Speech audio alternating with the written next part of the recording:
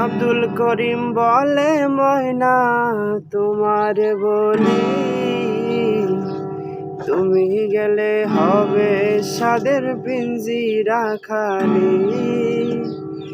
আব্দুল করিম বলে ময়না তোমার বলি, তুমি গেলে হবে সাদের পিঞ্জিরা খালি। কে শোনাবে মধুর বলি বলো আমারে, কে শোনাবে মধুর বলি বলো আমারে। তোমার বসিলাম কত আদরে, মাটির পিঞ্জিরায় সোনার ময়না রে।